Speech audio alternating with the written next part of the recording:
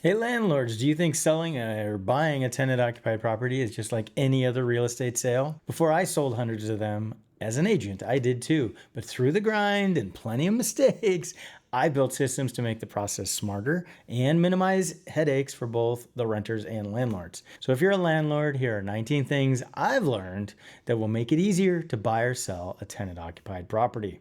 It usually starts the same way: the phone rings. Because of all these videos I post, I get calls from landlords who want to run something by me. They've already given a notice to terminate tenancy before selling, and now they just want to make sure they did it right. When I review what they sent, I often have to break the bad news. The notice is invalid. It could be the wrong form, not enough time, no relocation assistance, or in some cases, they couldn't even legally give a notice to terminate tenancy. So number one, most landlords start the tenancy termination process incorrectly, adding weeks or even months of unnecessary time and frustration. And it's not just landlords. Sometimes the professionals they rely on are much better. When I list a tenant occupied property, I get calls from agents, and within 30 seconds or less, I can tell if they know what they're talking about. If I mention that the property falls under LA's rent stabilization ordinance and the line goes quiet, or they ask what's that, I know we're in trouble if we move forward with that agent. So number two, many buyer's agents don't specialize in tenant occupied properties, and that lack of understanding can cost their clients big time. I once got a call from a seller who was completely stuck in escrow on an RSO property. He had listed his condo with an agent. We even charged him extra because it was tenant occupied. But that agent missed a huge detail in the contract. The box requiring the seller to deliver the property vacant was still checked. The landlord didn't want to handle relocation or pay cash for keys. Once you're under contract, a seller can't back out. So that seller had to figure out a way to remove the tenant, likely wasting time and spending thousands of dollars. So number three, sellers need to hire an agent who actually specializes in tenant occupied properties. Of course, the other side of the story is the renter's perspective, and that's where things can get complicated. I can't tell you how many times I've heard from landlords who swear they treated their tenants like gold. They've had below market rent for years. They fix everything right away. They've been more than fair on everything. And well, then I meet the renter and I get a completely different story. They tell me about the leaky faucet that's been ignored for months, the repairs that never happened, or the promises that were never kept. Number four may be hard to hear, but the truth is most renters don't like their landlords as much as landlords assume. So the different perspectives between landlords and renters can also lead to confusion. Early in my career, I'd show up for an inspection. We're under contract, buyers are doing their due diligence, and I'd walk in and I'd find the renter had already started packing boxes. They'd ask me, when do I have to move out? And I would explain that just because a property is being sold doesn't mean the renter has to move out. A sale and termination of tenancy are two separate legal processes. Now I make it a point to explain this clearly. I give renters my cell number, my email. I tell them they can reach out with any questions. The goal is to keep everyone calm, informed, and cooperative, because selling a home is stressful enough. So number five is many renters think they're being kicked out even when they're not. Now, if a landlord does want the tenant to move out, there are legal ways to do it. One being proper notice and time and relocation, and the other is cash for keys. Now, cash for keys is exactly what it sounds like: a check in exchange for the keys for possession. So the tenant hands over the keys, the landlord gets the property back.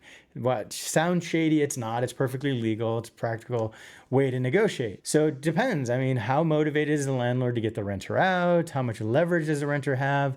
In some areas with stricter rent protections, cash for keys may be honestly the only realistic path forward. So number six, cash for keys can be a win-win if it's done correctly and legally. So then the next question I always get is, how much should I offer for cash for keys? That's going to depend on two things: how motivated the landlord is and what relocation assistance the renter is legally entitled to. In some cities, the amount could be 1 month's rent or 3 months' rent. In LA, it can range anywhere from $20,000 to $26,000 for certain properties. The key point is you can't offer less than the minimum required by law. I once had a client who knew he had to give about 20 grand and wanted to start at 2,500, but I told him flat out, you start at the minimum required by law, not below it. Anything above that's negotiable. Negotiation, by the way, can go both ways. Some renters think their tenancy is worth far more than it is. Right now, I'm dealing with one who believes his relocation amount should be 125,000 to 150,000. His reasoning, he says he invested in improvements and had a deal with the former owner. I actually have seen relocation assistance as high as 150,000 in very rare cases. But in this one, the math doesn't make sense. The property falls under the rent stabilization ordinance, and the legal relocation amount would be about 20,000. But the opposite happens too. Some renters leave thousands of dollars on the table simply because they don't know their rights.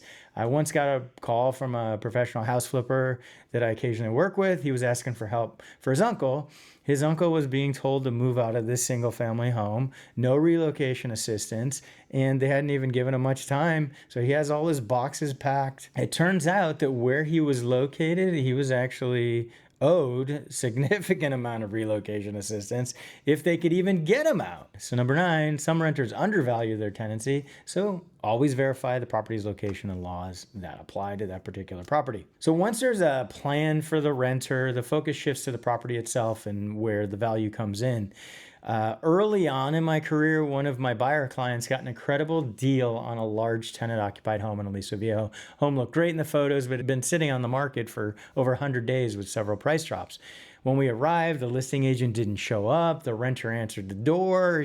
She was not thrilled to see us. Not even sure she knew we would be there. Place smelled like dinner. It smelled good, actually. Boxes everywhere. It was not ready to show. And they pointed out every flaw the landlord hadn't fixed and maybe even added in a few more.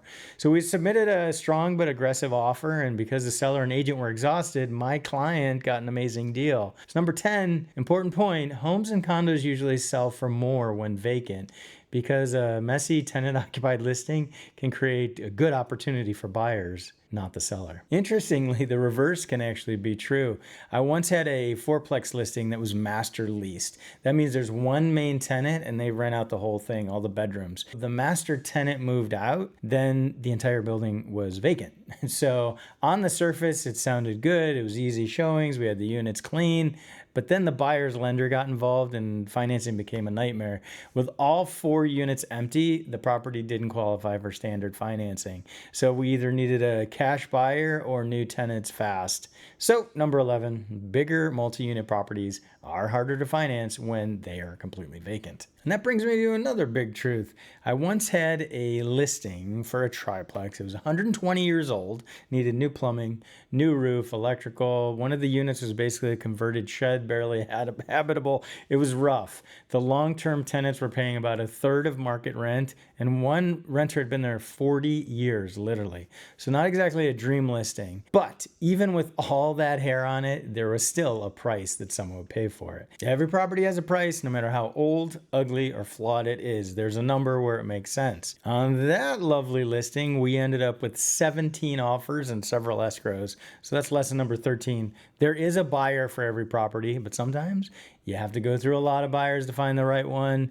They say you got to kiss a lot of frogs to find a prince. Sometimes getting to that finish line means navigating a lot of local rules and red tape. So remember the flipper's uncle I was talking about? Well, his address said Whittier, but it was actually unincorporated LA County. That's why he was protected. It's a completely different set of laws, special renter protection, special relocation assistance requirements. If he had even lived like a few blocks over, it would have been a simple 60-day notice with no relocation assistance.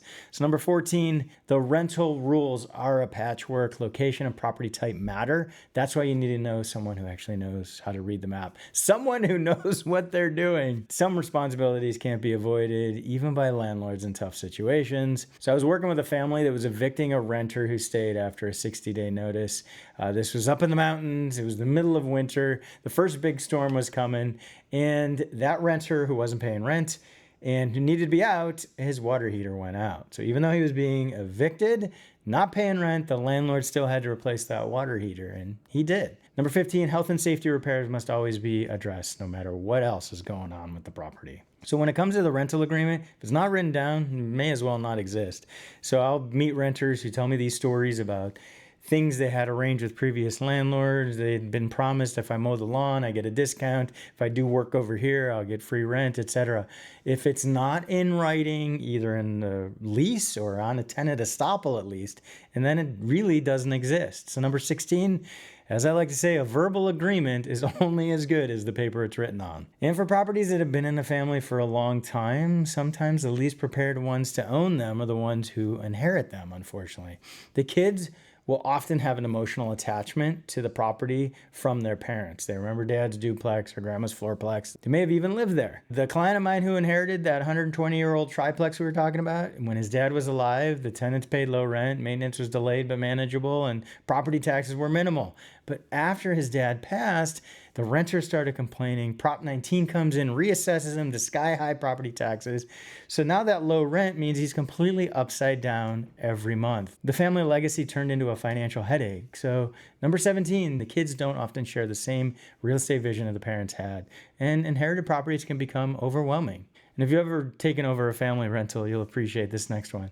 So during an inspection on a fourplex, notice a lot of inspections. The daughter who inherited the property, she also had lived there, I asked for the keys, but what do I get is a giant coffee can filled to the brim with every key they had ever used in the building. As they changed the locks, they just held onto those old keys. Took us a while, but we found the ones that worked and got into every unit. Number 18, it can be tough to stay organized as a landlord, especially when you inherit properties, but with patience, we'll get it figured out. And finally, the last story, yet another inspection day and another fourplex.